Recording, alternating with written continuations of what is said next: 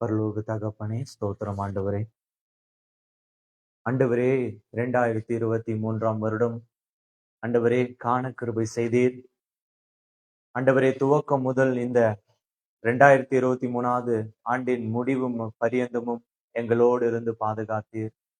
எத்தனையோ குறைகள், எத்தனையோ நன்மைகள், எத்தனையோ தீமைகள், எத்தனையோ பகை, எத்தனையோ கோபம், எத்தனையோ ஆண்டவரே தண்டனை, எத்தனையோ இழப்புகள் எங்களுக்கு ஆண்டவரே இருந்தாலும் எல்லாவற்றிலும் உம்முடைய கிருபை எங்களை தாங்கி வழி நடத்தினது. இதோ ஆண்டவரே, இந்த வருடத்தின் கடைசி ஆண்டவரே நாள், ஆண்டவரே இந்த உபவாசத்துல வந்திருக்கிறோம். அப்பா, இந்த நாளை எங்களுடைய வாழ்நாளிலே மறுபடியும் காண்பதில்லையே. இந்த வருடத்தை எங்களுடைய வாழ்நாளிலே மறுபடியும் ஆண்டவரை நாங்கள் சந்திப்பதில்லை. இதோடு ஆண்டவரே எங்களுக்கு விடை பெற்று செல்கிறது. ஆண்டவரே, கடந்த நாட்கள் எல்லாம் இந்த வருடம் முழுவதும் எங்களுக்கு எத்தனையோ வாய்ப்பை நீர் கொடுத்தீர். எத்தனையோ ஆண்டவரே நேரத்தை கொடுத்தீர். எத்தனையோ நிமிடங்கள் எங்களுக்கு இருந்தது உம்மோடு சேர்ந்திட, உம்மை பற்றி அறிந்து கொள்ள, உம்முடைய அன்பை தெரிந்து கொள்ள. ஆண்டவரே, எங்களுக்கு எத்தனையோ வாய்ப்புகளை ஏற்படுத்தி கொடுத்தீர். ஆண்டவரே, அந்த வாய்ப்பை பிரயோஜனப்படுத்தி கொள்ளும். ஆண்டவரே, இருதயத்தை எங்களுக்கு கொடுத்திருந்தோம், நாங்கள் அதை பிரயோஜனப்படுத்தாமல் விழுந்து போயிருக்கிறோம். ஆண்டவரே, பிரயோஜனப்படுத்தாமல் அப்பிரயோஜனம் உள்ள ஆண்டவரே விசுவாசியாய் நாங்கள் இருந்திருக்கிறோம். இதோ ஆண்டவரே, இந்த கடைசி நேரத்துல, இந்த கடைசி நாளிலே ஆண்டவரே எங்களுடைய இருதயத்திற்குள்ள ஆண்டவரே ஏவப்படுகிற காரியங்களை உங்களுடைய சமூகத்துல ஊற்றுகிறோம். ஆண்டவரே, யோவேலில சொன்னது போல ஆண்டவரே, சட்டைகளை அல்ல, உங்களுடைய சட்டைகளை அல்ல, உங்களுடைய இருதயங்களை கிழித்து என்னிடத்தில் சேருங்கள் என்று எழுதப்பட்டிருக்கிறதே. அது ஆண்டவரே, அந்த வசனத்தின் பிரகாரமாய் இதோ இந்த உபவாச நாளிலே, இந்த வருடத்தின் கடைசி உபவாச நாளிலே நாங்கள் ஆண்டவரே எங்களுடைய இருதயத்தை கிழித்து வந்து சேர்ந்திருக்கிறோம். உங்களுடைய பாதத்துல எங்களுடைய எல்லா காரியங்களையும், எங்களுடைய எல்லா விண்ணப்பங்களையும், எல்லா வேண்டுதல்களையும், எல்லா ஆண்டவரே மேட்டிமையான காரியங்களையும், எல்லா தீமையான காரியங்களையும் ஆண்டவரே உங்களுடைய பாதத்துல வைக்கிறோம். அப்பா, 2024 வருடத்திற்குள்ள நுழையும் பொழுது பழைய பாவங்களை சுமந்து போய்விடக் கூடாது ஆண்டவரே. பழைய காரியங்கள் வந்துவிடக் கூடாது இயேசப்பா. புதிய மனுஷியாய் நான் போகணும், புதிய மனுஷனாய் நான் வாழணும், புதிய காரியங்களை செய்ய என்னை ஆண்டவரை முன்னிறுத்தணும். ஆண்டவரே, கடந்த வருஷம் முழுவதும் ஆண்டவரை வாய்ப்பு கொடுத்து இழந்து போனவனாய் புதிய வருஷத்திற்குள்ள செல்லக்கூடாது. புதிய வருஷத்துல நீர் கொடுக்கிற வாய்ப்பை சரியாய் பயன்படுத்தி கொள்ளணும். நீர் கொடுக்கிற ஆண்டவரை அபிஷேகத்தை சரியாய் பயன்படுத்தி கொள்ளணும். நீர் கொடுக்கிற ஊழிய தாகத்தை சரியாய் பயன்படுத்தி கொள்ளணும். நீர் கொடுக்கும் ஜெப ஆவியை சரியாய் பயன்படுத்தி கொள்ளணும்.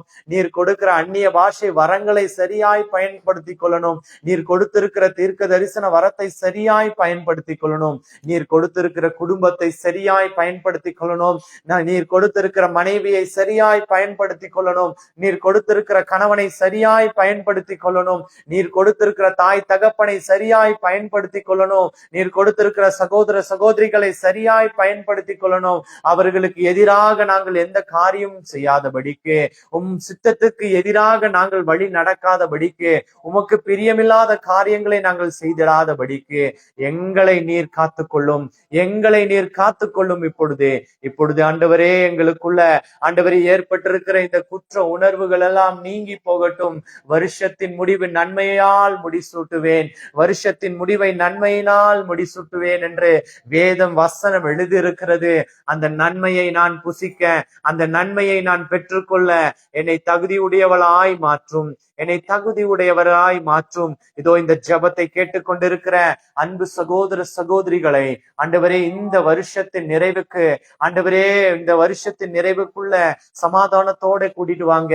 எத்தனையோ தேசங்களிலிருந்து பார்த்து கொண்டு இருக்காங்க, ஸ்ரீலங்காவிலிருந்து பார்த்து கொண்டு இருக்காங்க ஆண்டவர், இந்தியா முழுவதிலும் இருந்து பார்த்து கொண்டிருக்காங்க, மற்ற அநேக தேசங்களிலிருந்து பார்த்து கொண்டிருக்காங்க. இதோ எவ்வளவு தூரமா இருந்தாலும் நீர் தூரத்துக்கும் தேவனா இருக்கிறீர், சமீபத்திற்கு மாத்திரமல்ல தூரத்திற்கும் தேவனா இருக்கிறீர் என்று வேதம் எழுதுகிறதே. இதோ இந்த இடத்துல நாங்கள் ஜெபித்துக் கொண்டிருக்கும் பொழுது, humble beginning ministry miracle prayer சென்டரில நாங்கள் ஜெபித்துக் கொண்டிருக்கும் பொழுது, இதோ இந்த ஜெபத்தை கேட்கிறவர்கள் இருதயங்கள் ஆண்டவரை இப்பொழுதே தட்டி எழுப்பப்படட்டும். உணர்வடைய செய்வதற்காய் நன்றி. அவர்களுடைய உணர்வடையாத இருதயங்கள் உணர்வடையட்டும். அவர்களுடைய காயப்பட்ட இருதயங்களுடைய காயங்கள் மாறட்டும்.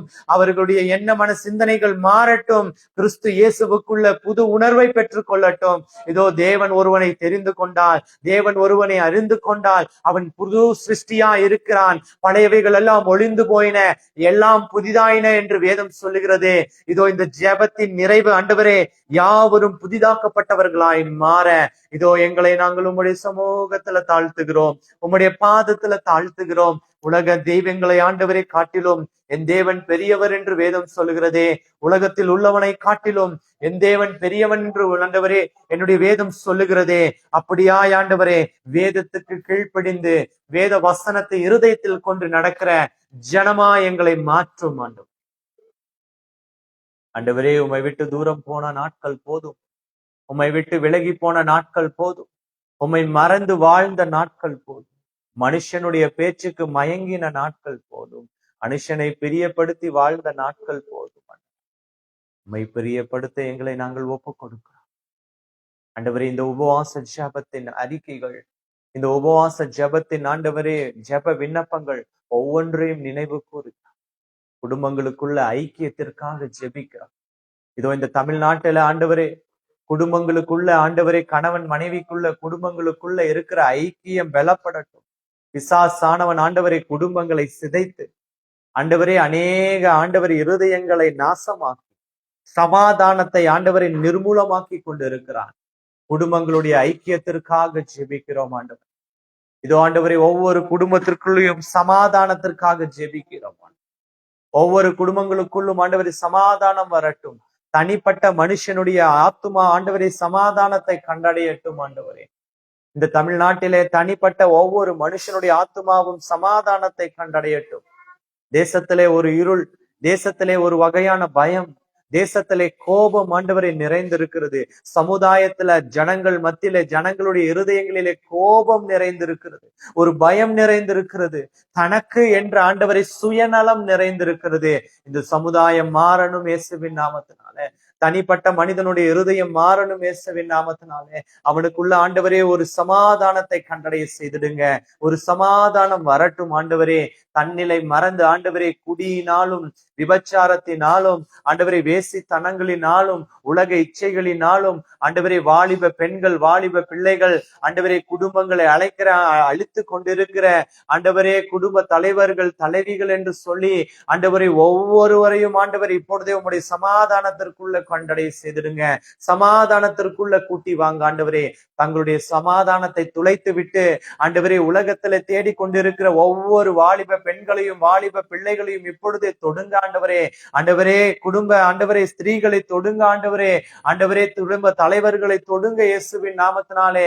குடும்பத்திற்குள்ள சமாதானம் இல்லை என்று சொல்லி ஆண்டவரே தேவையில்லாத காரியங்களை நாடி ஓடி தன்னுடைய ஆண்டவரே குறைவான இன்பத்தை ஆண்டவரே அது ஆண்டவரே நிறைவில்லாத ஆண்டவரே காரியங்களை அருவருக்கும் காரியங்களை செய்து கொண்டிருக்கிறேன். ஒவ்வொரு ஆத்துமாவும் இன்றைக்கு சமாதானத்தை கண்டடையட்டும். தமிழ்நாட்டிலே ஆண்டவரே ஒவ்வொரு குடும்பங்களும் சமாதானத்தை கண்டடையட்டும் ஆவியானவரே. அவர்களுடைய கடன் பிரச்சனைகளுக்காக ஜெபிக்கிறேன். ஒவ்வொரு குடும்பங்களும் ஆண்டவரே கடனினால வேதனைப்பட்டு கொண்டிருக்கிறது.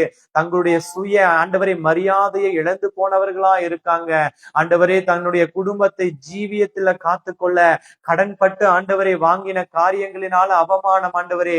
ஒருவேளை அறியாமல் வாங்கின காரியங்களினால அவமானம் ஆண்டவரே. பொருள் ஆசையின் மிகுதியால வாங்கின கடனினால அவமானம் ஆண்டவரே. பொருள் ஆசையினாலே ஆண்டவரே செய்த தவறான காரியங்களினால தவறான இன்வெஸ்ட்மெண்ட்னால ஆண்டவரே அவமானம். இப்படியாய் ஆண்டவரே ஆண்டவரே நோய் வாய்ப்பட்டு ஆண்டவரே அதற்காக கடன் வாங்குவதனால அவமானம் பட்டு கொண்டிருக்கிற அதை திருப்பி அடைக்க முடியாத குடும்பங்களுக்காக ஜெபிக்கிறேன். இப்பொழுதே இயேசுவின் நாமத்தினாலே அவர்களுடைய கடன்களை கட்டி தீர வழியை ஏற்படுத்தி கொடுங்க.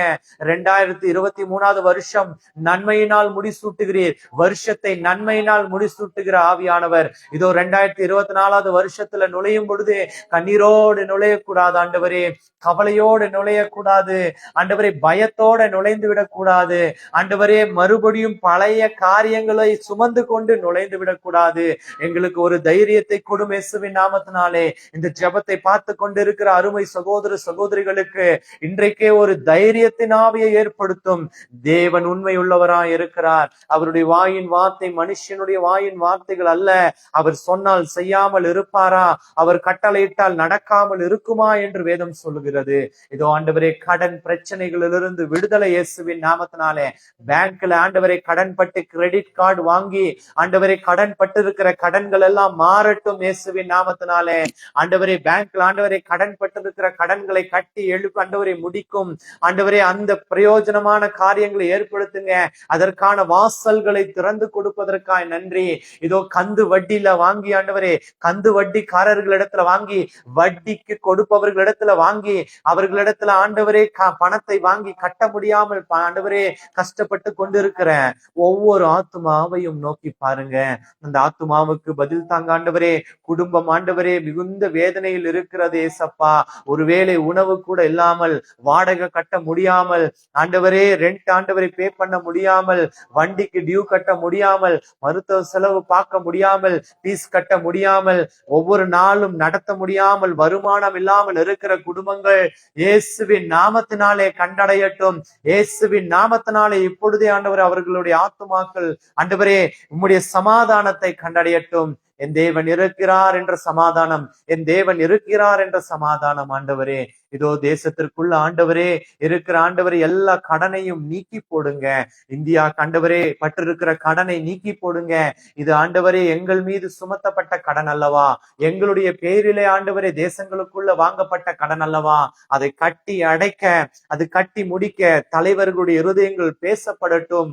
ஆண்டவரே, தலைவன் எவ்வளியோ ஆண்டவரே தொண்டனும் அவ்வளியே என்று வேதம் சொல்லுகிறதே. எங்களுடைய தேசத்தின் தலைவர்கள் ஆண்டவரே உம்முடைய சமாதானத்தை கண்டடையட்டும். எங்களுடைய தேசத்தின் தலைவர்கள் ஞானத்தை கண்டடையட்டும். ஆண்டவரே, கடன் பட்டு இருக்கிற தேசத்தை, கடனை அடைக்கும் வழிகளை ஆண்டவரே திறக்கட்டும். தேவையில்லாமல் மறுபடியும் கடன் பட்டு தேசத்தை ஆண்டவரே நெருக்கடிக்குள்ள, தேசத்தின் ஜனங்களை நெருக்கடிக்குள்ள வேலை இன்மையை ஏற்படுத்தாதபடிக்கு புதிய வேலை வாய்ப்புகள் தேசத்துல உருவாகட்டும். இயேசுவின் நாமத்தினாலே புதிய வேலை வாய்ப்புகள் தேசத்துல உருவாகட்டும். வேலை இல்லாமல் இருக்கிற ஒவ்வொரு வாலிபனுக்காக ஜெபிக்கிறேன். வாலிப பெண்களுக்காக ஜெபிக்கிறேன். ஆண்டவரே, குடும்ப தலைவர் தலைவிக்காக ஜெபிக்கிறேன். எனக்கு ஒரு வேலை இருந்தால் என் குடும்பத்தை நான் நடத்துவேனே, எனக்கு ஒரு வேலை இருந்தால் என்னுடைய தேவைகளை சந்திப்பேனே என்று சொல்லி வருத்தத்தோடு ஆண்டவரே, இவ்வளவு படித்தும் எனக்கானதை கண்டடைய முடியவில்லையே, நான் என்னுடைய பேஷன் வைத்தும் எனக்கானதை கண்டடைய முடியவில்லையே என்று வருத்தத்தோடு இருக்கிற வாலிப பெண்களுக்கு, வாலிப ஆண்டவரே, வாலிப பிள்ளைகளே, இயேசுவின் நாமத்தினாலே தொடுங்க. அவர்களுக்குள்ள ஒரு சமாதானம் ஆண்டவரே வரட்டும். அவருடைய இருதயங்கள் சமாதானத்தை கண்டடையட்டும். தேவன் அவர்களுடைய இருதயத்தை தொடுவீராக, அவருடைய இருதயத்தை தொடுவீராக. இதோ காக்கைகளையும் குஞ்சுகளையும் போஷிக்கிறதே, பட்சிகளை போஷிக்கிறதே, நம்மை போஷிக்காமல் இருப்பார். பரலோக ராஜ்யம் புசிப்பும் குடிப்பும் அல்ல என்று வேதம் சொல்லும். பரலோக ராஜ்யம் புசிப்பும் குடிப்பும் அல்ல. ஏன் கவலைப்படுங்க? நீ கவலைப்படுவதனால் உன் சரீர அளவோடு ஒரு முழத்தை கூட்ட முடியுமோ என்று வேதம் சொல்லும். ஒரு முழத்தை கூட கூட்ட முடியாது. ஏதோ சமாதானத்தை கண்டடை, சமாதானத்தை கண்டடைந்து, சமாதானத்தை கண்டடைந்து கொள். வியாதியினால் படுத்த படுக்கையில் இருக்கிற ஆண்டவரே பிள்ளைகளுக்காக ஜெபிக்கிறேன். வியாதிப்பட்டு படுத்த படுக்கையில் இருக்கிற ஒவ்வொரு தாய்மார்களுக்காக, ஒவ்வொரு தகப்பனுக்காக, ஒவ்வொரு பிள்ளைகளுக்காக, வாலிப பெண்களுக்காக, வாலிப ஆண்டவரே பிள்ளைகளுக்காக ஜெபிக்கிறேன். சிறு பிள்ளைகளுக்காக ஜெபிக்கிறேன். ஆண்டவரே, வியாதிப்பட்டு அந்த வியாதி அவர்களுக்குள்ள ஒரு மரண பயத்தை ஏற்படுத்தி இருக்கிறது. வியாதி ஒரு மரண பயத்தை ஏற்படுத்தி இருக்கிறது. இயேசுவின் நாமத்தினால ஆண்டவரே, தமிழ்நாட்டுக்குள்ள வியாதியில படுத்து கொண்டிருக்கிற ஒவ்வொருவருடைய ஆண்டவரே அந்த மரண பயத்தை அவர்களுடைய சிந்தையை விட்டு, இருதயத்தை விட்டு எடுத்து பிடுங்கி எறிகிறேன். பிடுங்கி பாதாளத்துக்கு எறிகிறேன் ஆண்டவரே. இப்பொழுதே ஒரு ரட்சண்யத்தை கண்டடையட்டும் அவர்கள். இது ஒரு ரட்சண்யத்தை காண செய்வதற்காய் நன்றி. அவர்களுடைய இருதயத்திற்குள்ள ஒரு தன்னம்பிக்கையை ஏற்படுத்திடுங்க. இப்பொழுதே விசுவாசிக்கிறவன் தேவனுடைய மகிமையை காண்பான் என் சகோதரி, விசுவாசிக்கிறவன் தேவனுடைய மகிமையை காண்பான் என் சகோதரனே. இப்பொழுதே இப்பொழுதே விசுவாசி. என் நோய் குணமானது என்று விசுவாசி. சுகர் இல்லாமல் போகட்டும் இயேசுவின் நாமத்தினாலே. கேன்சர் மறைந்து போகட்டும் இயேசுவின் நாமத்தினாலே. தோல் நோய்கள் குணமாகட்டும் இயேசுவின் நாமத்தினாலே. கண்ணிலே ஏற்பட்டிருக்கிற குறை நீங்கட்டும் இயேசுவின் நாமத்தினாலே. காது கேட்காமல் இருக்கிற செவித்திறன் குறைவுள்ள வாலிபனை இயேசுவின் நாமத்தினாலே, வாலிப ஸ்திரீயை இயேசுவின் நாமத்தினாலே இப்பொழுதே உன் காதுகளை உள்ள ஜபத்தை தேவன் அங்கீகரிக்கிறார். விசுவாசம் உள்ள ஜபத்தை தேவன் அங்கீகரிக்கிறார். திக்கு நாவை, மந்த நாவை இப்பொழுதே குணப்படுத்தி கொண்டு இருக்கிறார், குணப்படுத்துகிறார் இயேசுவின் நாமத்தினாலே. இதோ உன் நாவிலே கையை வைத்து இயேசுவின் நாமத்தினாலே என் நாவு குணமடையட்டும் என்று சொல்லு, குணமடையட்டும் என்று சொல்லு. உன் விசுவாசம் உன்னை இரட்சிக்கும், உன் விசுவாசம் உன்னை பிழைக்கும் செய்யும், உன் விசுவாசம் உன்னை குணப்படுத்தும். கால் ஆண்டவரே வீக்கத்தோடு வாழ்ந்து கொண்டிருக்கிற, காலிலே ஆண்டவரே அடிபட்டு இருக்கிற, காலிலே ஆண்டவரே விபத்தை ஏற்படுத்தி நடக்க முடியாமல் இருக்கிற என் சகோதர சகோதரிகளே, இப்பொழுதே தேவன் உன் கால்களை மான் கால்களாய் மாற்ற விரும்புகிறார், பழைய நிலைக்கு திரும்ப விரும்புகிறார். இதோ ஒரு அற்புதத்தை பெற்றுக்கொள்ளு, இப்பொழுதே ஒரு அற்புதத்தை பெற்றுக்கொள்ளு. ஒரு கால் நீட்டமாக, ஒரு வளர்ச்சி குறைவாக, வளர்ச்சி குறைந்த கால்கள் இப்பொழுதே வளர்ச்சி அடைட்டும் இயேசுவின் நாமத்தினாலே. நர்வஸ் வீக்னஸ், நரம்பு தளர்ச்சி உடைய சகோதர சகோதரிகளே, நரம்பு தளர்ச்சி உடைய சகோதர சகோதரிகள் இயேசுவின் நாமத்தினாலே அந்த நரம்புகள் தொடப்படுவதாக.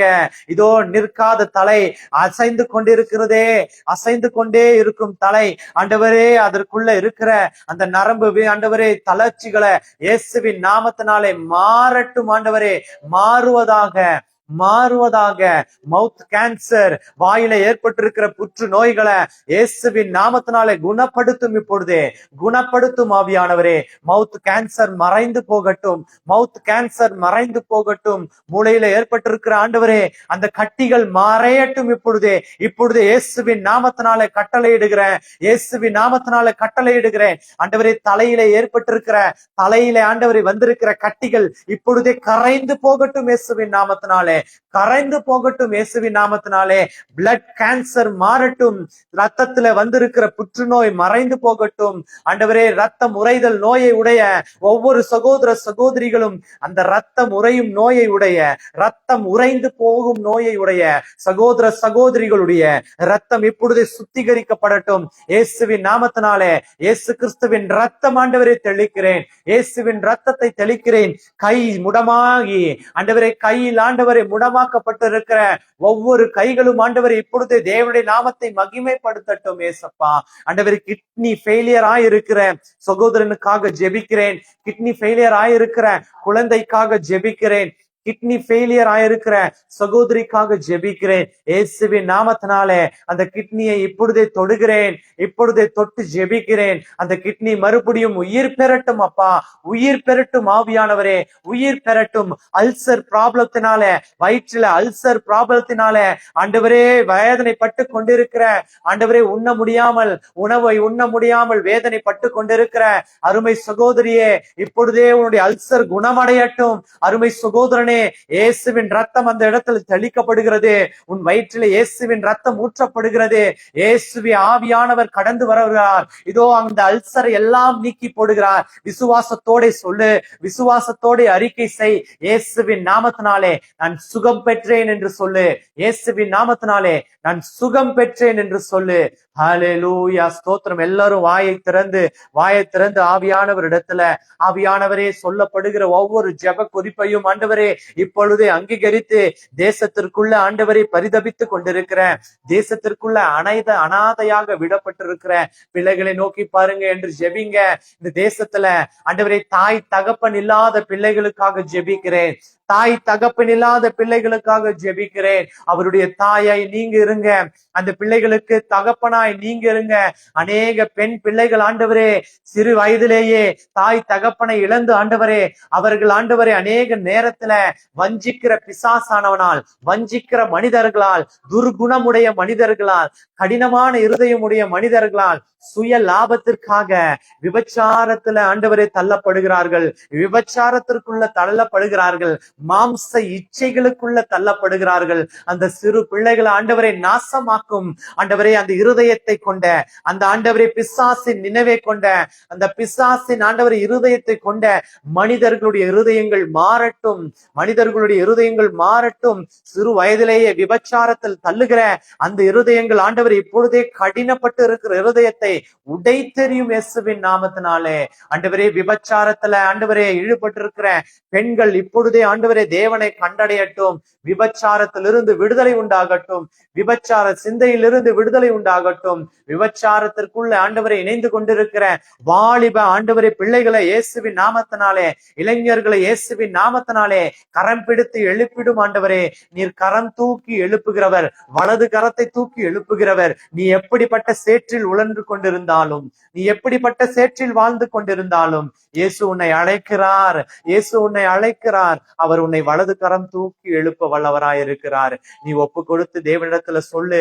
இந்த ஆண்டின் கடைசி நேரத்துல விசுவாசத்தோட சொல்லு, நான் இந்த பாடுகளிலிருந்து வெளியே வரணும் ஆண்டவரே, இந்த பாவத்திலிருந்து வெளியே வரணும் என்று சொல்லு.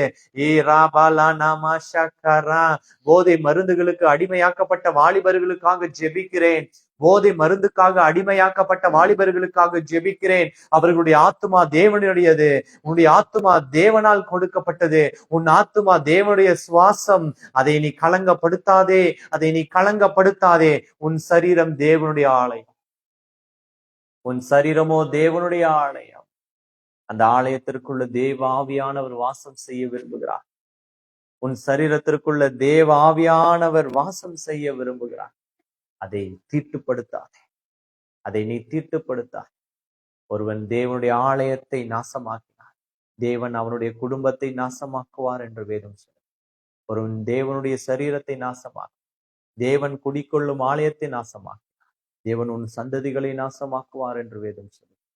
இதோ உன் கையின் பிரயாசத்தை எடுத்து போடுவார். இதோ நீ ஏன் உன்னுடைய வாயினால், உன்னுடைய செயலினால், கிரியையினால் உன்னுடைய கையின் பிரயாசத்தை கெடுப்பானேன் என்று வேதம் சொல்கிறார்.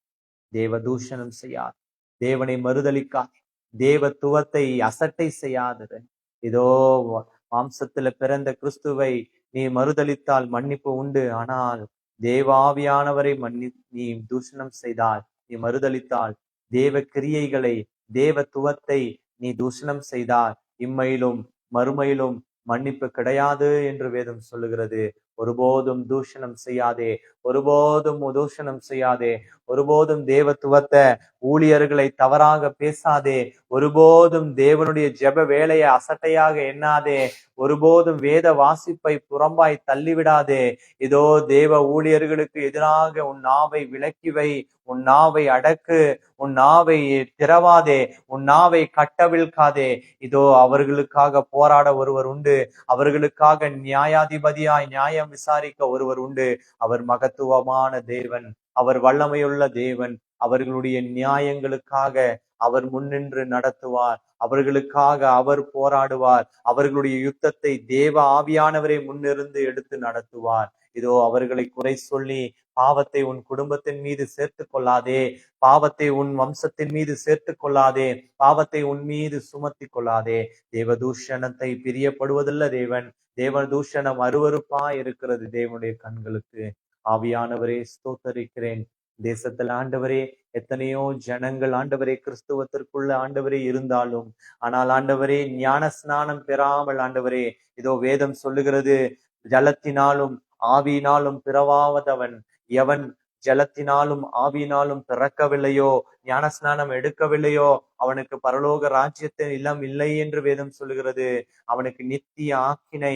அவன் மன கடினப்பட்டு இதோ மனம் திரும்பி ஞான ஸ்நானம் எடுத்தால் ரட்சிக்கப்படுவான். மனம் திரும்பாமல் இருந்தால், கடினப்பட்டால் தேவனுடைய நித்திய அந்த ஆக்கினைக்குள்ளாக தீர்க்கப்படுவான் என்று வேதம் சொல்லுகிறதே.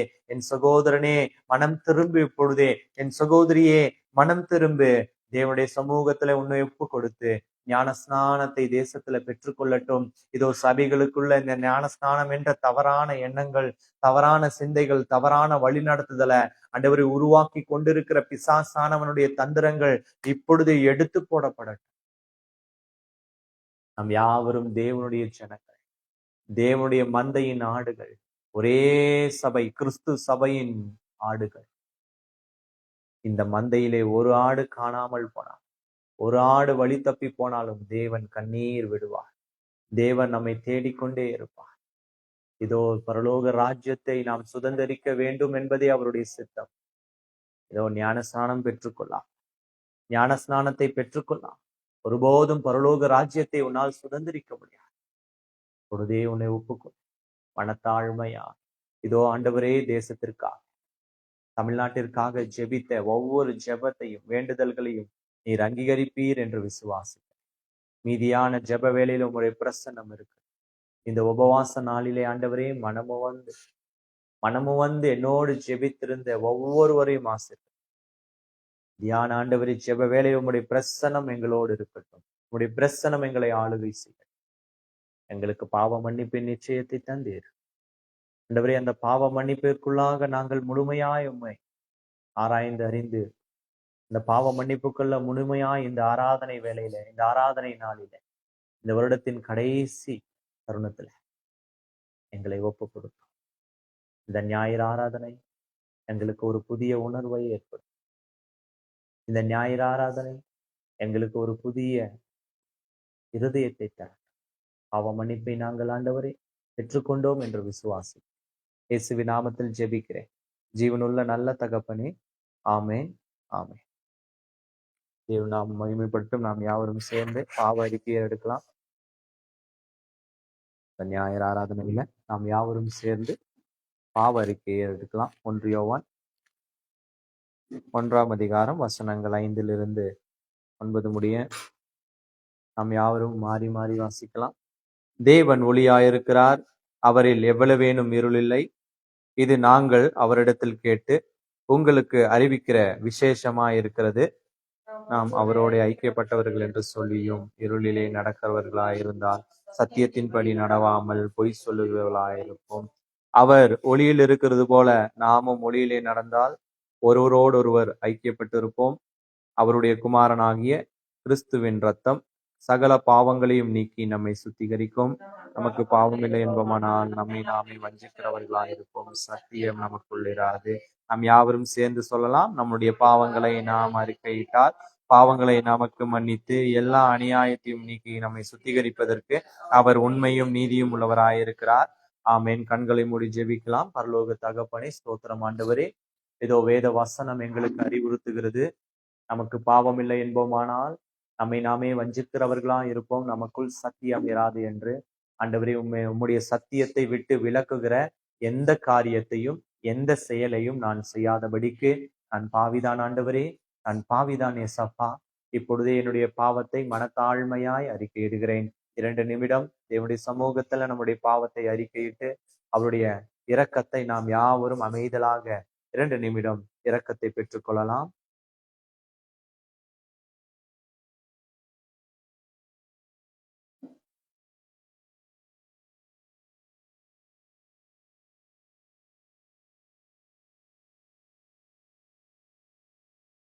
பரலோக தகப்பனே, இதோ ஆண்டவரே, பாவத்தை அறிக்கையிட்ட ஒவ்வொரு சகோதரி சகோதர பிள்ளைகள், வாலிபர்கள், வாலிப பெண்கள், வயதானவர்கள் ஒவ்வொருவரையும் ஆண்டவரே இப்பொழுதே நீர் கண்ணோக்கமாயிருந்து அவர்களுடைய ஜெபத்தை, அவருடைய விண்ணப்பத்தை, அவர்களுடைய பாவ அறிக்கையை நீர் அங்கீகரித்து இப்பொழுதே அவர்களுடைய சரீரத்தை, அவர்களுடைய எண்ண மன சிந்தனைகளை விட்டு பாவ வேரை எடுத்து போட்டீரே, அதற்காய் நன்றி. பரிசுத்தவானாய் தெரிந்து கொண்டதுக்காய் நன்றி. இந்த வருடத்தின் நிறைவு எங்களுக்கு ஆண்டவரே ஆசீர்வாதமாய் மாறட்டும்.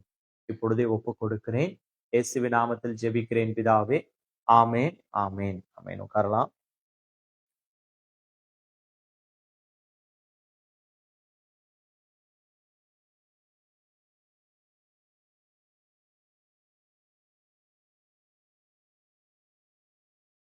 இந்த ஞாயிறு ஆராதனையில என்னோடு கலந்து கொண்டு இருக்கிற உங்கள் யாவரையும் இயேசு கிறிஸ்துவின் நாமத்தினாலே வாழ்த்துகிறேன், ஆசிர்வதிக்கிறேன். இந்த வருஷத்தின் கடைசி ஞாயிறு, இந்த வருஷத்தின் கடைசி நாள், இந்த வருஷத்தின் கடைசி உபவாசம் என்று சொல்லி இந்த நாள் மிகவும் மகத்துவமானது. ஏன்னா அநேக வருஷம் ஞாயிறு 31 முடியறது கிடையாது. ஞாயிறு, இந்த ஞாயிற்றுக்கிழமை 31வது நாளாக முடிவதில்லை. ஆனா இந்த வருஷமோ ஒரு மிகப்பெரிய ஒரு ஆச்சரியமான காரியங்கள் அநேகம் நடந்திருக்கிறது. நான் ஒவ்வொரு காரியத்தையும் நாம் நினைவு கூர்ந்தால் நம்மை நடத்தி வந்த தேவன் எவ்வளவு மகத்துவமாய் நம்மை அந்த காரியங்களிலே நடத்தி வந்தார் என்று நாம் அறிந்து கொள்ள முடியும். இந்த உலகத்துல ஒரு மனுஷனாலும் நம்மை காப்பாற்ற முடியாது என்ற ஒரு மிகப்பெரிய கொள்ளை நோய், அந்த கொள்ளை நோயில நம்மை அப்படியே கரம் பிடித்து வேலி அடைத்து பாதுகாத்து நம்மை கூட்டி வந்து 2023 என்ற முடிவின் அந்த விளிம்பிலே வந்து நிறுத்தி இருக்கிறார். எத்தனையோ ஜனங்கள், குடும்பங்கள் இன்றைக்கு இந்த உலகத்தில் இல்லை. எத்தனையோ சகோதரர்கள், சகோதரிகள், தாய் தகப்பன்மார்கள் இந்த உலகத்தில் இல்லை, மரணித்து போனார். அவர்களுடைய குடும்பங்கள் எல்லாம் இயங்குவது எதற்காக என்றால், மற்ற குடும்பங்கள் காக்கப்பட்டது போல, மற்ற குடும்பங்கள் எல்லாம் காப்பாற்றப்பட்டது போல என் தகப்பனும் காப்பாற்றப்பட்டிருந்தால் நலமாயிருக்குமே, என் தாயும் காப்பாற்றப்பட்டிருந்தால் நலமாயிருக்குமே, என் சகோதரன் இறந்து போகாமல் இருந்தால் நலமாயிருக்குமே, என் சகோதரி இறந்து போகாமல் இருந்தால் நலமாயிருக்குமே என்று எண்ணுவது. கர்த்தர் உங்களுடைய இருதயத்தை அறிந்திருக்கிறார். ஏதோ வருத்தப்பட்டு பாரம் சுமத்து கொண்டிருக்கிறீர்கள். மரணம் உங்களுக்குள்ள மிகப்பெரிய வேதனை, உங்களுடைய குடும்பத்துல ஏற்பட்டிருக்கிற மரணம் உங்களுக்குள்ள ஒரு மிகப்பெரிய வேதனையை ஏற்படுத்தியிருக்கிறது உண்மை. ஆனால் தேவனுடைய சித்தத்துக்கு எதிராக நிற்க ஒரு மனுஷனாலும் கூடாது. ஒரு சகோதரி எனக்கு தொடர்பு கொண்டு பேசினார். தொடர்பு கொண்டு பேசும் பொழுது, உலக வாழ்க்கையில வாழ்ந்து கொண்டிருந்த அந்த சகோதரி, உலக தெய்வங்களை வணங்கி கொண்டு வாழ்ந்து கொண்டிருந்த சகோதரி, தேவனிடத்துல ரட்சிக்கப்பட்டு தேவனை கண்டடைந்து கிறிஸ்துவத்திற்குள்ளாக தன்னை ஒப்பு கொடுத்து சபைகளுக்கு செல்ல ஆரம்பித்தார். ஒரு 5 மாதங்கள் சபைக்கு செல்ல ஆரம்பித்தார். சடுதியாக அவருடைய கணவருக்கு முன்னமே சில வியாதிகள் இருந்தது. அதன் காரணமாக சபைகளுக்கு சென்று ஜெபித்து தேவனிடத்திலிருந்து ஒரு இரக்கத்தை பெற்றுக்கொள்வோம் என்று போகும் பொழுது சடுதியாக என்ன ஏற்பட்டது என்றால், அவருடைய கணவர் ஒரு 4-5 மாதத்துல அவருடைய கணவர் இறந்து போய்விட்டார். கணவர் இறந்து போன உடனே அந்த சகோதரி, அவருடைய பெண், 3 பேர் தான் அவர்களுடைய குடும்பத்துல. அவர்களுக்கு இருதயத்துல ஒரே ஒரு கோபம், ஒரு ஒரு ஒரு பயம் ஏற்பட்டது. ஏன் அந்த கோபம், பயம் என்றால், நாம கிறிஸ்துவத்திற்குள்ள வந்த உடனே நமக்கு ஏதோ ஒரு நன்மை நடக்கும், என்னுடைய கணவன் காப்பாற்றப்படுவார் என்று நினைத்து வந்தோம். ஆனா வந்த உடனே என்னுடைய கணவர் இறந்து போயிட்டாரு. இனிமேல் நான் எங்க ஜெபத்துக்கு போய் என்ன பிரயோஜனம், இனிமேல் ஜெபம் செய்து என்ன பிரயோஜனம் என்று சொல்லி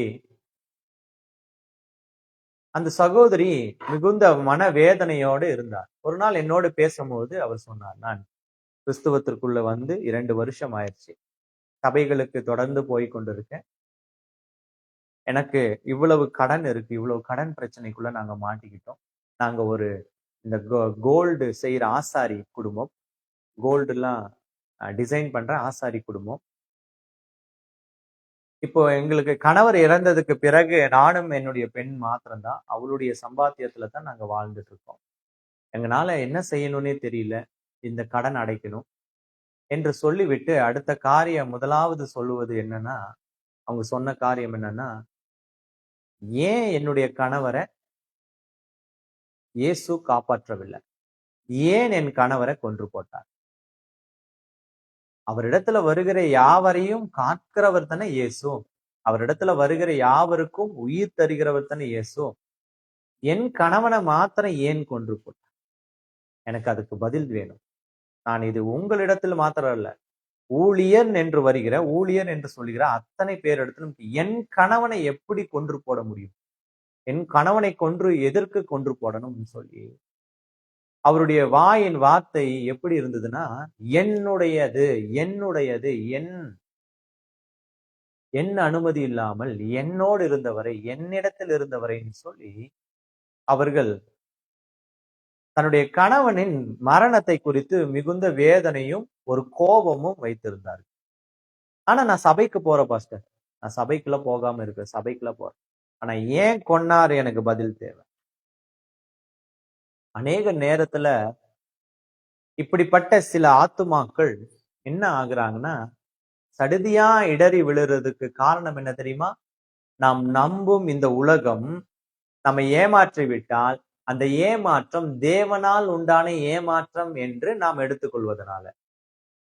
நாம் நம்பும் இந்த உலகம், நாம் நம்பும் இந்த மனிதர்கள் விழுந்து போனால், ஏமாற்றி விட்டால், நம்மை விட்டு விலகி போய்விட்டால், மரணித்து விட்டால், நாம என்ன நினைக்கிறோம்னா, இது தேவன் தான் செய்து முடித்தாரு, தேவனால் உண்டானது என்று நாம் தேவன் மீது அந்த பழியை போடுறோம்.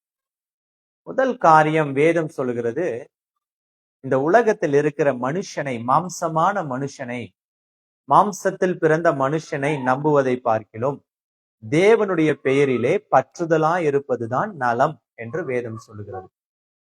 அந்த வசனங்கள் தான் நம்மை இந்நாள் வரைக்கும் நடத்துகிறது. ஒரு கிறிஸ்துவத்தை, ஒரு கிறிஸ்துவர்களை வழி நடத்துவது என்னன்னா வேதாகமும் வசனம் தான்.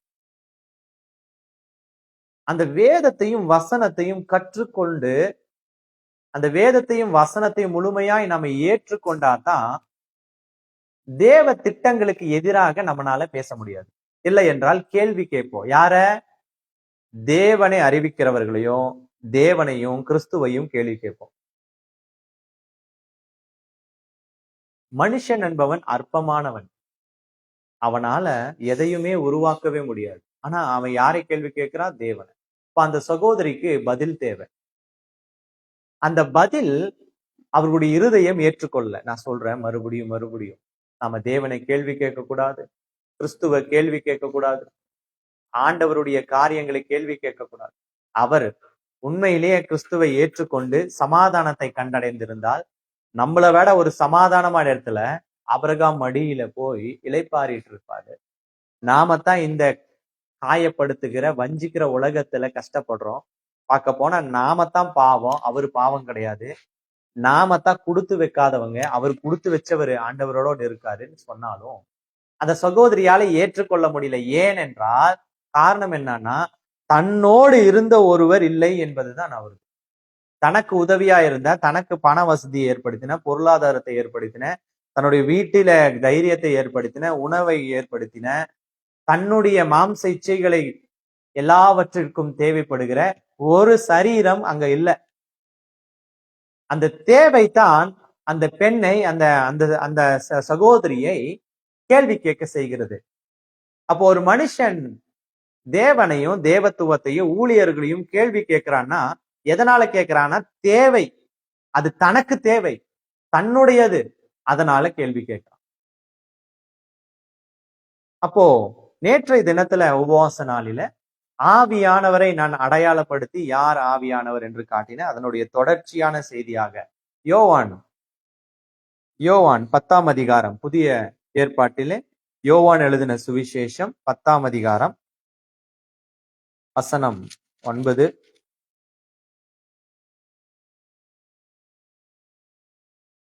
நானே வாசல், என் வழியாய் ஒருவன் உட்பிரவேசித்தால் அவன் ரட்சிக்கப்படுவான். அவன் உள்ளும் புறமும் சென்று மேய்ச்சலை கண்டடைவான் என்று வேதம் சொல்லுகிறது. ஹல்லேலூயா. அவர் என்ன சொல்றாரு? நானே வாசல், என் வழியாய் ஒருவன் உட்பிரவேசித்தால் அவன் ரட்சிப்பை கண்டடைவான். ரட்சிப்பு என்பதை நாம அநேக ஒரு எடுத்துக்காட்டுகளை அநேக விதமா பிரிச்சிடலாம். ரட்சிப்பு என்பது சமாதானம், ரட்சிப்பு என்பது அன்பு, ரட்சிப்பு என்பது நம்பிக்கை, ரட்சிப்பு என்பது புதிய உணர்வு, ரட்சிப்பு என்பது ஆசீர்வாதமான வாழ்க்கை, ரட்சிப்பு என்பது நம்முடைய உலக பிரகாரமான நிறைவு. இப்படி ரட்சிப்பு என்பது நோய் இல்லாத ஒரு வாழ்வு. இப்படி ரட்சிப்பை நீங்க அநேக விதமா பிரிச்சுக்கலாம். இந்த அநேக காரியங்களை ரட்சிப்புக்குள்ள உள்ளடக்கிடலாம். அப்ப எது வாசல் என்று கிறிஸ்து நமக்கு போதிக்கிறார் இந்த யோவான் எழுதின சுவிசேஷத்துல? அவரே வாசல். அந்த வாசலை இந்த சகோதரி கண்டடைந்தார்களா என்றால் கண்டடையவில்லை. அநேக வாசல் இருக்கு. அப்ப சர்ச்சுக்கு போனாங்களே பாஸ்டர். சபை, சர்ச் என்பது ஒரு அலங்காரமான ஒரு கட்டடம், அவ்வளவுதான். பைபிள்ல அநேக இடத்துல சொல்லப்பட்டிருக்கு, நான் கட்டிடத்திற்குள்ள வாசம் செய்வதில்லைன்னு சொல்லிட்டாரு தேவன். என்னைக்கு கட்டடத்துக்குள்ள வாசம் செய்வதில்லைன்னு சொன்னாரோ, அடுத்த நிமிஷமே எங்க வாசம் செய்யறாருன்னு சொல்லிட்டாரு. உன்னுடைய உன்னுடைய இருதயமே தேவனுடைய ஆலயம்னு சொன்னாரு. அப்போ அந்த சகோதரி கண்டடைந்த கட்டடம், அந்த வாசல் வெறும் மண்ணு, செங்கல், சிமெண்ட் கொண்டு கட்டப்பட்டு இருக்கிற ஒரு கட்டடம் தான். அந்த வாசல் தான். அந்த வாசலுக்குள்ள நுழைஞ்ச உடனே நமக்கு ஆசீர்வாதம் கிடைச்சிரும். நம்முடைய கணவருடைய வியாதி குணமாயிரும். நம்முடைய கணவரை மறுபடியும் திருப்பி கொடுத்துவாருன்னு அப்படின்ற ஒரு மூட நம்பிக்கையில அந்த அம்மா வந்துருச்சு. அதே மூட நம்பிக்கை தான் இந்த உலகத்திலயும் இருக்கு இல்லையா? நம்ம போறோம், ஒரு மரத்துக்கு கயிறை கட்டுறோம், எலுமிச்சங்காவை வைக்கிறோம், ஒரு பால் அபிஷேகம் செய்யறோம், குங்குமம் போடுறோம், விபூதி வைக்கிறோம். அந்த தோலுல எல்லாம் வந்துட்டு அந்த கொக்கிய மாட்டிட்டு தொங்குறோம். பறவை காவடி எடுக்கிறோம், பெருங்கால்ல நடந்துட்டு போகிறோம், மலை ஏறுறோம், மலை இறங்குறோம், தீ மிதிக்கிறோம், எல்லாமே செய்யறோம். நாக்குல வந்துட்டு அந்த குத்திக்கிறோம், வாயில குத்திக்கிறோம். இதெல்லாம் எதுக்காக செய்யறோம்? அந்த மண்ணு தரையில வந்துட்டு தரையில சோறு போட்டு சாப்பிடுறோம். இதெல்லாம் ஒரு மூட நம்பிக்கை. ஏதாவது சரி பண்ணாதா, ஏதாவது மாற்றாதா? மூட நம்பிக்கை. அப்படிப்பட்ட ஒரு மூட நம்பிக்கை கிறிஸ்துவத்துக்குள்ளேயும் இருக்கு. என்ன தெரியுமா? சபை என்ற அந்த சர்ச் என்ற அந்த வாசலுக்குள்ள போனோன்னு நுழைஞ்சோன்னு என்ன நடந்துடணுமா? அற்புதம் நடந்துடணும். அது ஒரு மூட நம்பிக்கை. அப்ப சபைக்கு போகிறது தப்பா? அது தப்பு கிடையாது. சபையில உட்கார்றது தப்பா? தப்பு கிடையாது. ஆனால் நீ போன சபையும் போய் உட்கார்ந்த இடமும் யாருடையது, எப்படிப்பட்டது என்று வேதம் சொல்லுகிறது என்பதை வேத வசனத்தை தெரிஞ்சுக்கணும். சபையல்ல தேவனுடைய வாசல். தேவனுடைய வாசல் என்பது தேவனுடைய வசனம் தான் தேவனுடைய வாசல். அதுதான் அவர் சொல்றார், நானே வாசல். கிறிஸ்துவின் வாயிலிருந்து வெளிப்பட்ட வார்த்தைகளே வாசல். அவரால் நடத்தப்பட்ட காரியங்களே வாசல். என் வழியாய் ஒருவன் உட்பிரவேசித்தல், அவரை வச்சுதான் நாம் உட்பிரவேசிக்கணும். அவருடைய அன்பு, அவருடைய சமாதானம், அவர் கொடுத்திருக்கிற தன்னம்பிக்கை, அவர் கொடுத்திருக்க அபிஷேகத்தோட இப்ப சபைக்குள்ள போய் உட்காரணும். அப்பதான் அந்த இடத்துல என்ன நடக்கும் தெரியுமா? அற்புதம் நடக்கும். நீயும் அற்புதத்தை கண்டடைவாய், உன்னால் மற்றவர்களும் அற்புதத்தை கண்டடைவார். இல்லைன்னா அது வெறும் கட்டடம் தான். இந்த டிபேட் அடிக்கடி என்னுடைய குடும்பத்திலே நடக்குது. எது சபை? அது நான் ஒரு டைம் மெசேஜே போட்டுட்டேன். அது மெசேஜாவே சோசியல் மீடியாவில் சொன்னேன், என்ன ஆவிக்குரிய சபை அப்படின்னு. முதல் உருவாக்கப்பட்ட சபை யாரால உருவாக்கப்பட்டுச்சுன்னா கிறிஸ்துவால உருவாக்கப்பட்டுச்சு. அது சபை எங்க உருவாக்கப்பட்டுச்சுன்னா பிலிப்பு பட்டணத்துல உருவாக்கப்பட்டுச்சு. அப்போ அங்க உருவாக்கப்பட்ட சபை ஆவிக்குரியது இல்லையா? கிறிஸ்துவே உட்கார்ந்து கிறிஸ்துவே போதிச்சாரே. அவரை காட்டிலும் இன்றைக்கு இருக்கிற ஊழியக்காரர்கள் உட்கார்ந்து போதிக்கிற சபை ஆவிக்குரிய சபையா மாறிடுமா? இப்ப அந்த சபை அழிக்கப்பட்டுருச்சு. இப்ப என்ன செய்யலாம்? வேணா தோண்டி எடுக்கலாமா ஆவிக்குரிய சபைக்கு போக? அதனுக்கு பிறகு கிறிஸ்தவமே அழிஞ்சு போச்சு. கிறிஸ்து ஏற்படுத்தின 12 சீஷர்கள் ஏற்படுத்தின கிறிஸ்துவ சபைகள் அழிஞ்சு போச்சு. கிறிஸ்துவமே இந்த உலகத்திலிருந்து எடுத்து போட்டாங்க, எல்லாத்தையும் கொண்டு போட்டாங்க.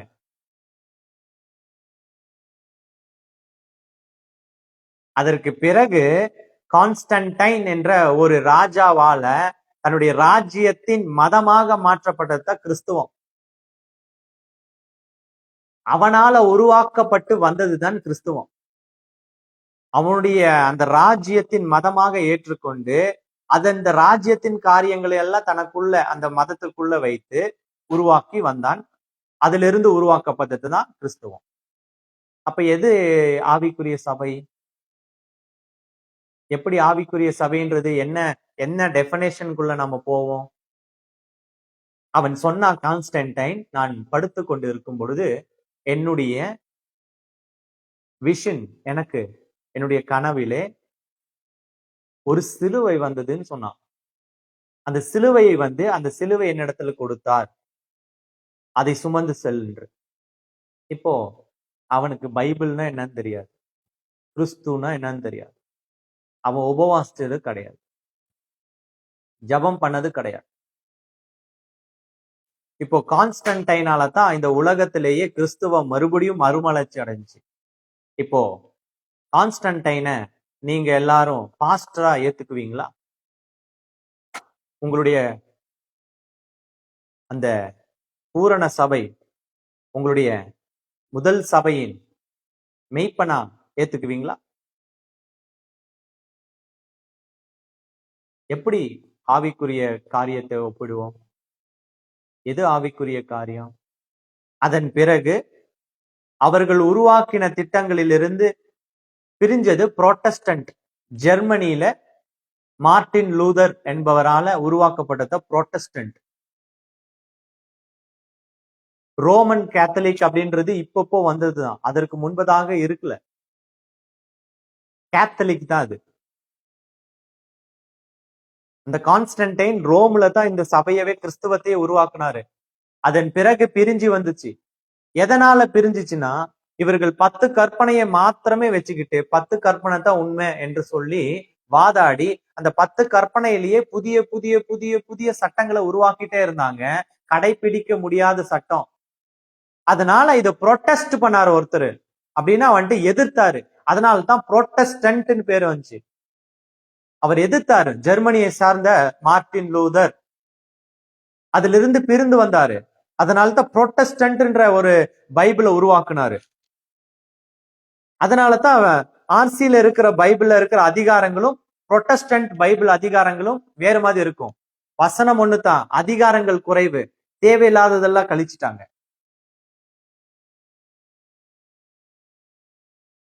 அப்படி வந்ததுக்கு பிறகு இந்த புரோட்டஸ்டன்ட் எல்லா இடத்துலயும் பரவி புரோட்டஸ்டன்ட் வழியாக ஊழியர்கள், புரோட்டஸ்டன்ட் வழியாக மிஷினரிஸ், புரோட்டஸ்டன்ட் வழியாகத்தான் எல்லா மிஷினரிஸும் உருவாக்கப்பட்டாங்க. இதே சைட்ல அந்த சைட்ல இருந்து வராங்க மிஷினரிஸ் உருவாக்கப்படுறாங்க. இந்த மூல சபையிலிருந்து கான்ஸ்டன்டைன்ல இருந்து மூல சபை வருது, மறுபடியும் மறுமலர்ச்சி ஆகி 2ஆ பிரிஞ்சிட்டு வருது. இந்த 2 தான் இந்த உலகத்துல இருந்துச்சு. இப்ப சொல்லுங்க, ஆவிக்குரிய சபை எங்க போய் உட்கார போறீங்க? இந்த புரோட்டஸ்டன்ட்ல இருந்து மறுபடியும் ஒருத்தன் புரோட்டஸ்ட் பண்றான்.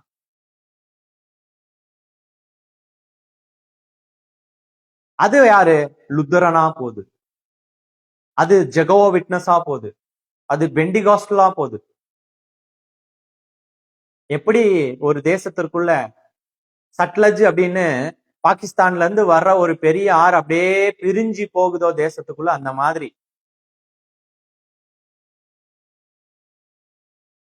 அப்ப நாம ஆவிக்குரிய சபைன்னு தேடி ஓடணும்னா எங்கத்தான் நிஜமாவே ஓடணும்? இந்த கிறிஸ்துவால் ஏற்பட்டிருக்க சபை இருக்குல்லையா, 12 சீஷர், அங்கதான் போய் உட்காரணும். வேற எங்கேயுமே உட்கார முடியாது.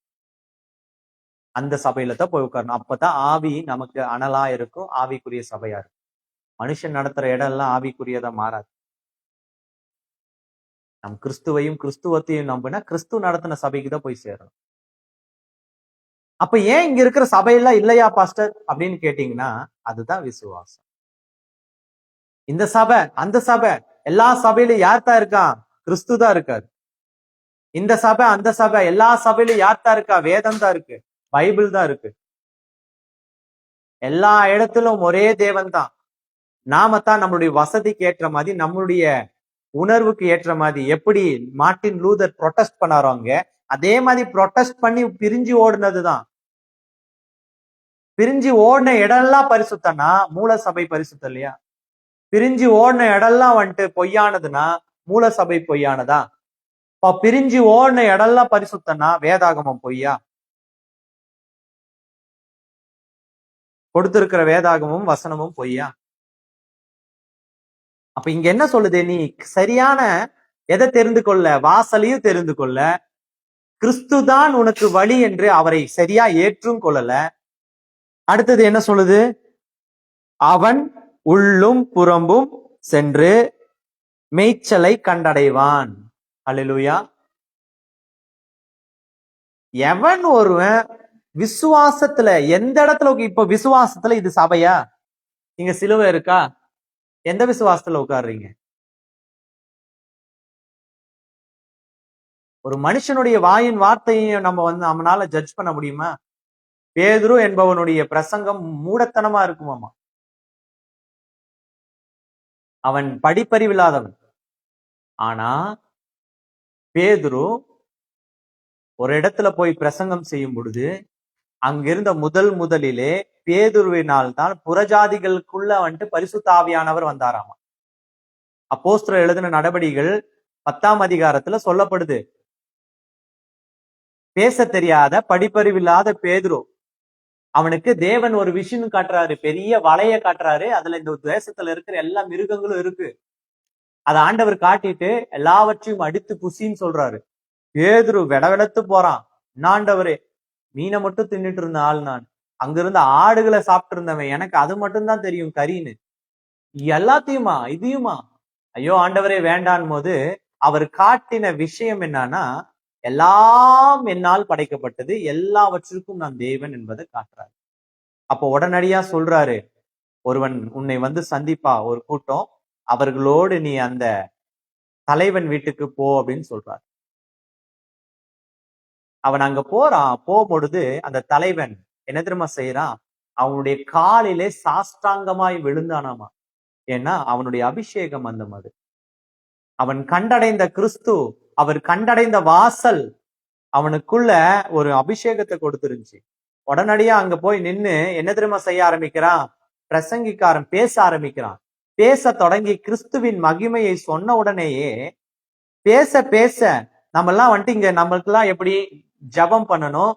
ஜபம் பண்ணும்பொழுது ட்ரம்ஸ் அடிச்சு எந்து ஆக்கணும், எந்தூசியாசம் பண்ணணும். கிட்டார் அடிச்சு, கீபோர்டை வாசிச்சு, ட்ரம்ஸ் அடிச்சு அப்படியே நம்மளுடைய அப்படி ஒரு ஹைப்பை கிளப்பணும். ஒரு புகைய போட்டு, லைட்டிங்க போட்டு, அதெல்லாம் பண்ணாதான் நமக்குள்ள என்ன வரும்? பரிசுத்த ஆவி வரும். அங்க இருந்து மைக்ல கத்துனோன்னு கத்துனாதான் நம்ம குதிப்போம் இங்க பரிசுத்த ஆவியில. அன்னைக்கெல்லாம் அப்படி வரல. பேதுரு பேசிக்கொண்டு இருந்தான்.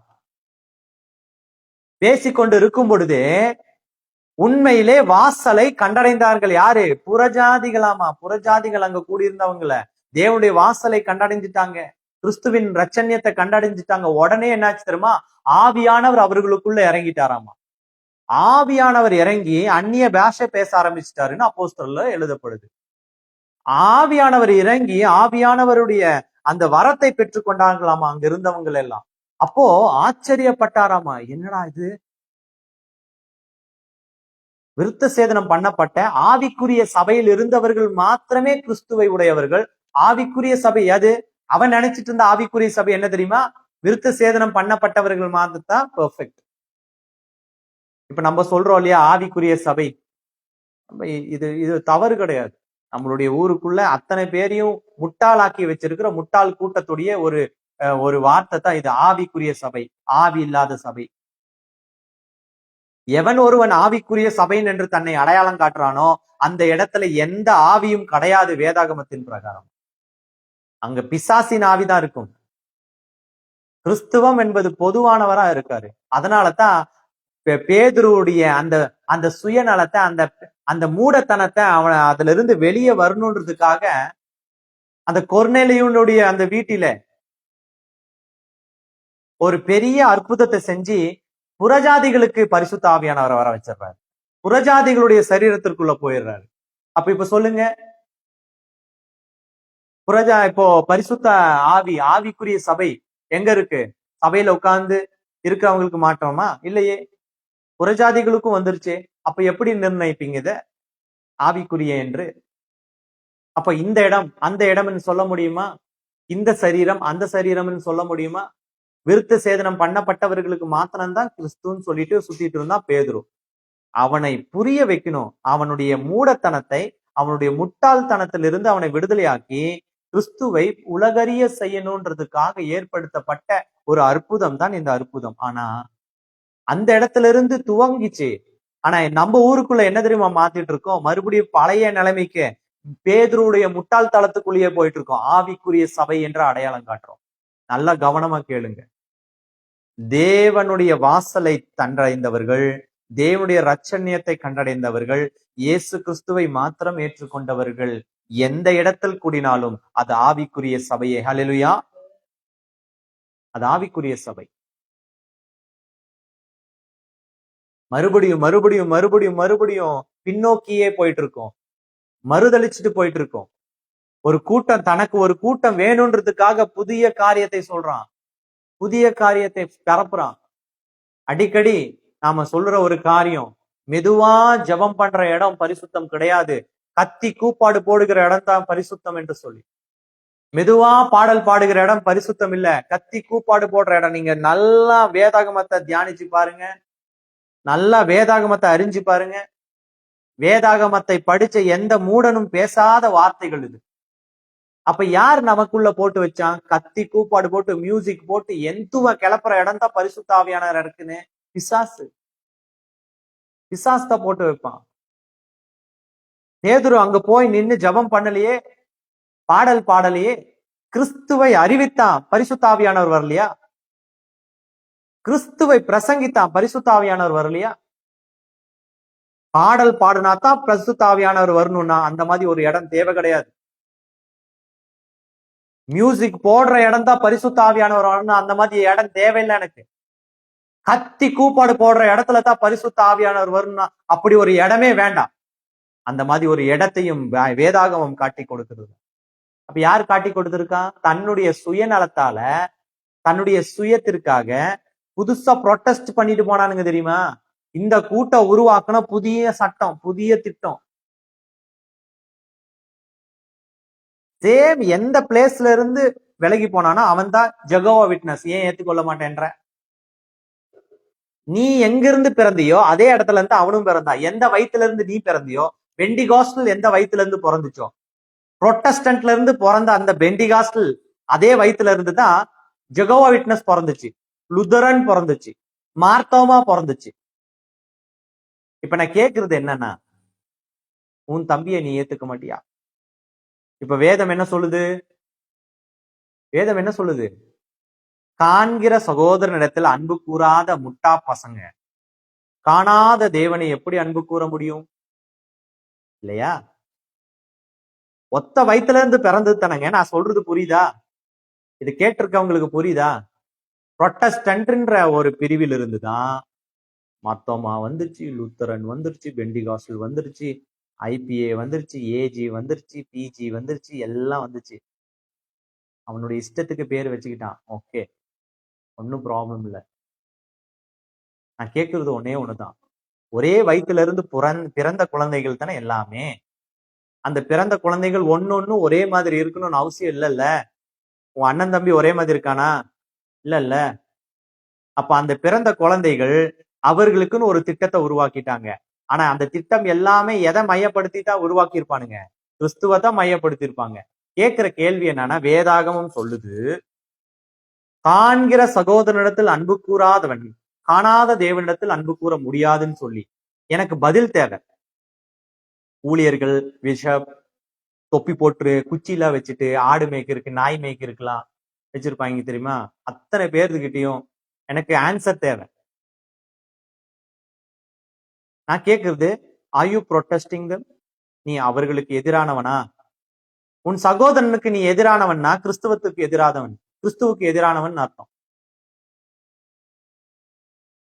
அப்போ யார் இந்த மூடத்தனத்தை, யார் இந்த இந்த ப்ரொட்டஸ்ட, இந்த யார் இந்த எதிர்ப்பை கிளப்பி விட்டான் அப்படின்னா, தனக்கு ஆதாயம் தேடினவன் தான் கிளப்புவா இல்லையா?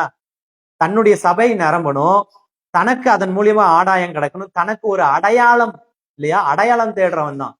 நானும் பாஸ்டர், நானும் என்னோடது சபை, என்னோடது ஊழியம் அப்படின்னு அடையாளம் தேடுறவனால உருவாக்கப்பட்டதுதான் இந்த மாதிரி காரியம். பேதுருவும் அதை தான் பண்ணான். ஆனா பவுல் அதை செய்யவில்லை. ஹல்லேலூயா. பேதுரு அதை பண்ணான். விருத்த சேதனம் பண்ணப்பட்டவனுக்குமே போய் போய் பிரசங்கம் பண்ணிட்டு ஊழியம் பண்ணிட்டு, பவுல் விருத்த சேதனம் பண்ணப்படாத புறஜாதிகளுக்கு பிரசங்கம் செய்யும் பொழுது அபிஷேகத்தால் நிரப்பப்பட்டாங்க, பெரிய அற்புதத்தை கண்டடைஞ்சாங்க. எருசலேமுக்கு வரான். எருசலேமுக்கு வந்து பவுல் வந்து பேதுரு கிட்ட வந்துட்டு அக்கௌண்ட் கொடுக்குறான், சொல்றான், அண்ணா இந்த மாதிரி நான் அந்த ஊருக்கு போயிருந்தேன், அங்க போய் பார்த்தானா மார்ஸ் மேடைன்னு ஒண்ணு இருந்துச்சு, அங்க போய் நான் நின்னு பிரசங்கம் பண்ணேன். பிரசங்கம் பண்ண ஆரம்பிச்சோன்னு பெரிய அற்புதம் நடந்துச்சு. அங்க இருந்தவங்க எல்லாம் குணமானாங்க. கிறிஸ்துவ அறியாத புறஜாதிகளும் ஆண்டவரை ஏத்துக்கிட்டாங்கன்னொன்னே பவுல் பேதுரு என்ன தெரியுமா சொல்றான்? யார கேட்டு நீ இப்படி பண்ணிட்டு இருக்க? இதெல்லாம் பக்கத்துல சொல்லாதையா, 12 சீஷர் கூட இருக்காங்க. கிறிஸ்துவோட நாங்க நடந்தவங்க, கிறிஸ்துவ கிட்ட கத்துக்கிட்டவங்க, நாங்க கிறிஸ்துவகிட்டயே நாங்க கத்துக்கிட்ட ஆளுங்க. நீ எப்படி போய் அவர்களுக்கு கிறிஸ்துவ சொல்லலாம்? அவங்கெல்லாம் வேசி மார்க்கம், வேசி பிள்ளைங்க. யாரெல்லாம் விருத்த சேதனம் பண்ணப்பட்டாங்களோ அவங்களதான் கிறிஸ்துவத்துல நாங்க ஏத்துக்குவோம் அப்படின்னு முட்டாள்தனமா பேசிட்டு இருந்தான். தேவன் அங்க இருந்து பார்த்தார். இந்த முட்டா பையனை வச்சா என்ன நடக்காது? வேதத்துல அந்த மத்தேயு சுவிசேஷ புஸ்தகத்துல 10ஆம் அதிகாரத்துல சொல்லப்பட்டிருக்கே, அபிஷேகத்தை கொடுத்து தேசமெங்கும் போய் என்ன சொல்லணுமாமா? சுவிசேஷத்தை அறிவியுங்கள், சபைகளை ஏற்படுத்துங்கள், தேவனுடைய பரலோக ராஜ்யம் சமீபம் என்று சொல்லுங்கள், காணாமல் போன ஆடுகளை போய் கண்டடையுங்கள் சொன்னது நிறைவேறாது. இந்த முட்டா பசங்களை வச்சான்னு சொல்லிட்டு அவர் என்ன தெரியுமா பண்றாரு? உடனே அவனை கடிந்து கொள்ள அடிக்கல, அவனுக்கு ஒரு விஷனை கொடுக்கிறார். விஷனை கொடுத்து கொர்நேலியு வீட்டுக்கு போ, விஷன் கொடுக்கிறார். இன்னைக்கு உங்களுக்குள்ளேயும் ஒரு விஷன் தேவை. எதையும் குறைவா எடை போடக்கூடாது. உன் வாசல் சபையா இருக்கக்கூடாது, கட்டடமா இருக்கக்கூடாது. உன் வாசல் கிறிஸ்துவா இருக்கணும். ஆவிக்குரிய என்றாலே என்ன அர்த்தம் தெரியுமா? தொட்டு உணர முடியாத என்று அர்த்தம். அப்படிதானே அர்த்தம்? What is the meaning of holy spirit? ஸ்பிரிட்னா என்ன அர்த்தம்? ஸ்பிரிட்டை நம்மளால தொட முடியுமா? உணர முடியுமா? உணர முடியாது. அப்ப நம்ம எந்த வாசல்ல நுழைஞ்சாலும் அந்த வாசல் நம்முடைய கண்களுக்கு எப்படி மாறணும்? ஆவிக்குரிய வாசலா மாறணும். ஆவிக்குரிய கண்கள்ல பார்க்கணும். நம்ம ஆவியை பார்க்காம சபையுடைய அலங்காரத்தை பார்க்கிறோம், சபையுடைய விஸ்தாரத்தை பார்க்கிறோம், சபையில இருக்கிற மனுஷனை பார்க்கிறோம், அதுல இருக்கிற பேண்டை பார்க்கிறோம், பாட்டை பார்க்கிறோம், எல்லாத்தையும் பார்த்த கிறிஸ்துவ பாத்தியா? கிறிஸ்துவத்தை பாத்தியா? கிறிஸ்து சொன்னதை பாத்தியா? அப்ப மறுபடியும் எங்க தவற விடுறோம்? எவன் ஒருவன் என் வழியாய் நுழையவில்லையோ அவன் எங்க நுழையலன்னு அர்த்தம்? பரலோகத்தில் நுழைய முடியாதுன்னு அர்த்தம். ஹல்லேலூயா. நீ பெண்டிகாஸ்ல நுழைஞ்சிக்க, ஆர்சியில நுழைஞ்சிக்க, சிஎஸ்ஐல நுழைஞ்சிக்க, ருத்தன்ல நுழைஞ்சிக்க, மார்த்தமால நுழைஞ்சிக்க, இன்னும் என்னென்ன ஏஜில நுழைஞ்சிக்க, ஐபிஏல நுழைஞ்சிக்க, ஐபிஎஸ்ல நுழைஞ்சிக்க, எதுல வேணா நுழைஞ்சிக்க. ஆனால் நீ எந்த இடத்துல நுழைஞ்சாலும் நீ கிறிஸ்துவை கண்டடையவில்லை என்றால், நல்லா கவனமா கேளுங்க, இதுதான் வேதாகமம் சொல்ற சத்தியம். நீ எங்க வேணா நுழைஞ்சிக்க, எங்கேயும் நுழைய விருப்பம் இல்லையா? நடு ரோட்ல முட்டி போட்டுக்க, இல்லைன்னா உன் வீட்டின் கதவை சாத்திட்டு போய் முட்டி போட்டுக்க. நான் சில குடும்பத்தெல்லாம் பார்த்திருக்கேன். எல்லா சபையோடையும் எந்த சபைக்கும் போக மாட்டாங்க. ஞாயிற்றுக்கிழமை ஆனா இவங்க மட்டும் போய் ஆராதிச்சுட்டுப்பாங்க, இவங்க மட்டும் போய் ஜெபம் பண்ணுவாங்க. அவங்க 5 பேர் சேர்ந்து 6 பேர் சேர்ந்து ஜெபம் பண்ணிட்டு இருப்பாங்க. என்ன வேணா பண்ணிக்க, எந்த இடத்துல வேணா கூடிக்க, ஆனா என்ன தெரியுமா செஞ்சிடணும்? கிறிஸ்துவை கண்டடைஞ்சிடணும். அந்த கிறிஸ்துவினுடைய வழியை, அவருடைய வாசலை கண்டடையணும். நீ எந்த இடத்துல நுழைஞ்சியும் நீ அவருடைய வாசலை கண்டடையவில்லை என்றால் என்ன பிரயோஜனம் இருக்கு? அதனால உங்களுக்கு அவன் உள்ளும் புறமும் சென்று மேய்ச்சலை கண்டடைவானாமா. அப்பதான் மேய்ச்சல் கிடைக்கும். அப்பதான் நம்மளுடைய சரீரமும் நம்முடைய ஆத்மாவும் வெளப்படும், நமக்கு ஞானம் வரும். இல்லைன்னா என்ன தெரியுமா செய்வோம்? அறக்குறையா கத்திருப்போம். ஒரு அறக்குறை நமக்கு போதனை பண்ணியிருக்கும். அந்த அறக்குறை என்னத்தையோ சொல்லி வச்சிருக்கும், இதுதான் கரெக்டான இடம், இதெல்லாம் தப்பா. அதுவும் அறக்குறை, ஏன்னா அதுவும் மேய்ச்சல கண்டடைஞ்சிருக்காது. நான் சொல்றது உங்களுக்கு புரியுதா? ஒரு நல்ல மேய்ச்சலை கண்டடைந்த மெய்ப்பன் எந்த இடத்தையும் குறை சொல்ல மாட்டான். அந்த இடத்துல கிறிஸ்துவை கண்டடைய என்றுதான் சொல்லுவான். தவறான மெய்ப்பன் தேசத்துல இருக்கீங்க, நிறைய ஊழியக்காரங்க. ஆவிக்குரியன் பேசக்கூடாது. நீ ஆவிக்குரியக்கு டெபினேஷன் சொல்லணும். அதுக்கப்புறம் வேதாகமம் சொல்ற ஆவிக்குரியன்றதே வேற.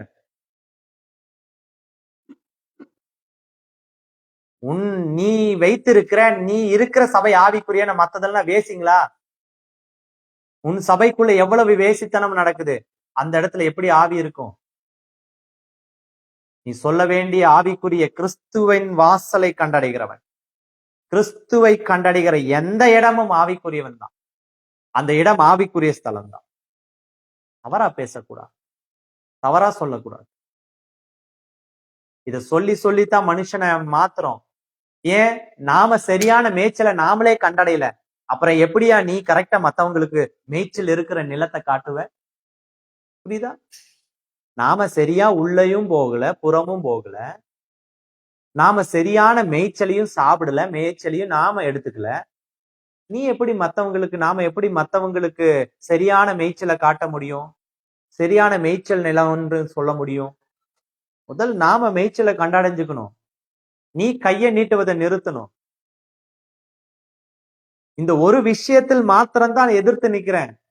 ஒருவேளை தேவனுக்கு இஷ்டமில்லாத காரியம் செஞ்சா நீ பேசலாம், தப்பு கிடையாது. ஒரு ஞான ஸ்நானம் எடுப்பது எதிர்த்து நிக்கிறாங்களா, தப்பு தான் அது.